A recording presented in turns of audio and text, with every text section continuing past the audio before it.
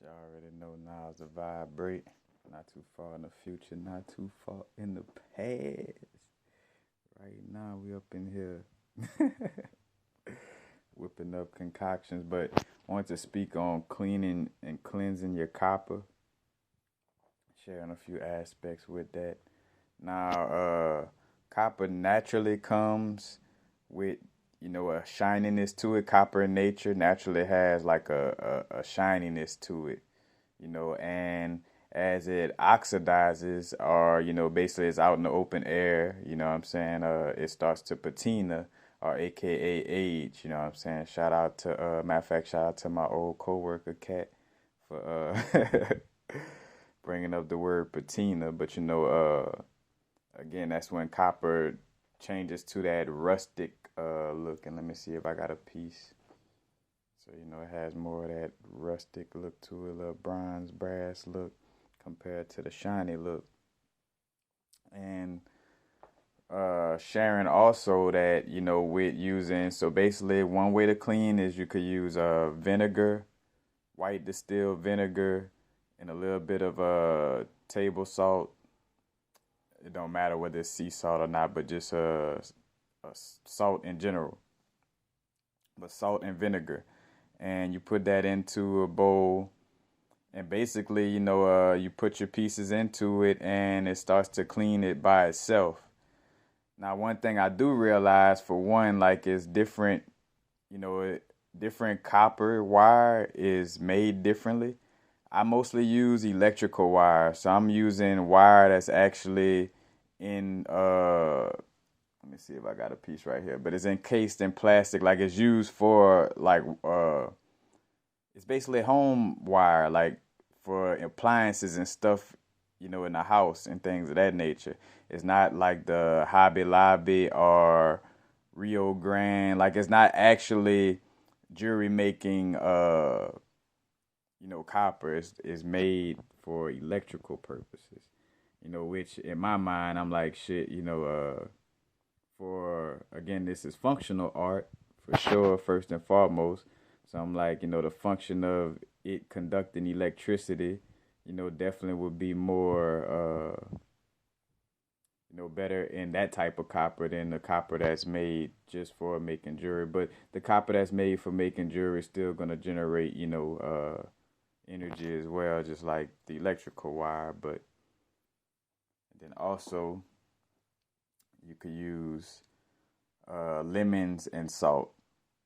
Now, you could put a little water with the lemon juice, or lemon juice by itself.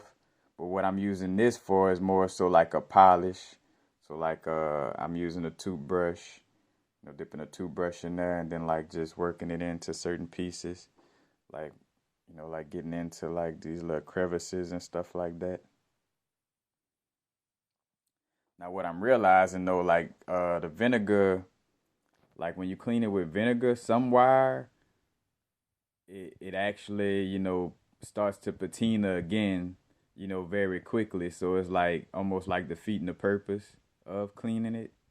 And then there's some wire where I clean it and it stays like that for a long time. Now, in general, with storing your copper jewelry, your copper pieces and stuff like this, the less oxygen, the better. So if you could keep it in a little place where it's not exposed to as much oxygen, the less it will patina. But again, there's nothing wrong with it.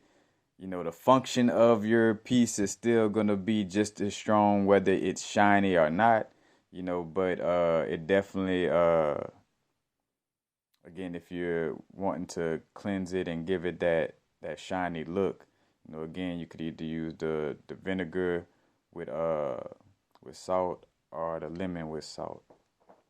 And basically, after taking the piece out, you eventually you have a towel ready.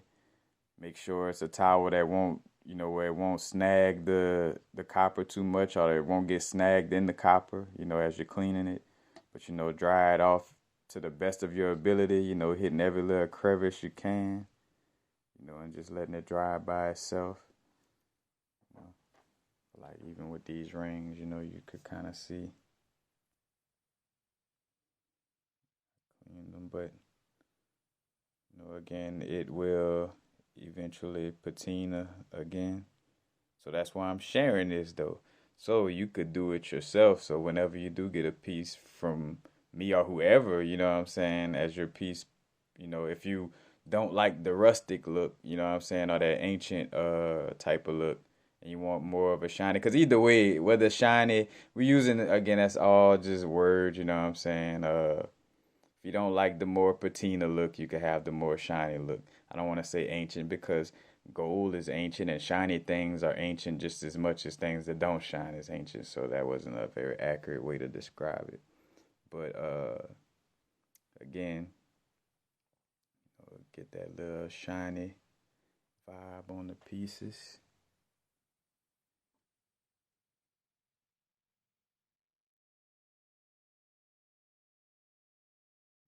Clean them up a little bit.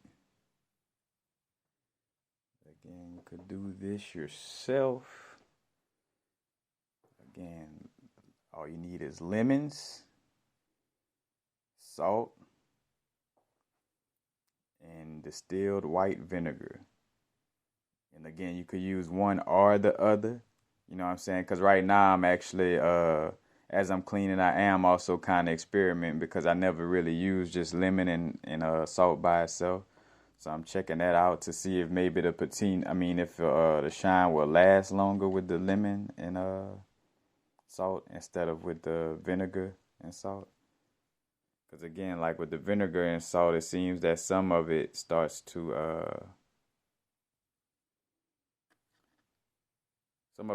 patina very quickly again. So and again, just dip it in there. See, pull out a little piece. See, and you got like, and you can also see like it's a chemical type of thing that's going on with the vinegar. I don't have the science to share with y'all word for word right now, but and you could see it start to change. Like matter of fact, another thing, like once you put the piece in there, you could see some pieces starting to change. And be aware of what crystals it is. Make sure your crystals can handle, wetness. You know, and for the most part, because vinegar won't mess with certain crystals, so that's all right too. It's like for crystal like a selenite or something like that. You're not trying to dip. In that case, you would. That's another thing too. Instead of using like the toothbrush, you could actually like use a towel. Like just putting a solution on a little part of the towel and wiping. Again, that would seem more tedious, but again, it's to each his own. It's however much you really want to cleanse your copper. That's how much you would care about how you're doing this. But again, so also that's something to be aware of, making sure if you're doing if you're dipping it in the vinegar and salt, making sure that the crystal is friendly with being wet. And for the most part, and it's me and because a lot of stuff, again, to each his own, take what resonate, leave what don't. You know, I tap in intuitively on the fact of whether I could put a crystal in here or not. I don't really go off of book knowledge or what somebody else wrote for everything when I work with crystals. Because, again, that's part of me being my own author. That's just a me thing. Because I'm choosing to write books on, crystals. So it comes a little more, it comes along with that territory of finding out things for myself. So that's basically it, though. Again, you know how to clean your copper.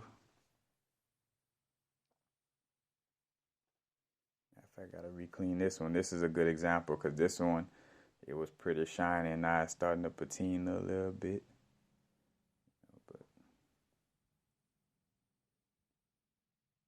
right, but y'all know what it is. Now's the vibrate, not too far in the future, not too far in the past, right now.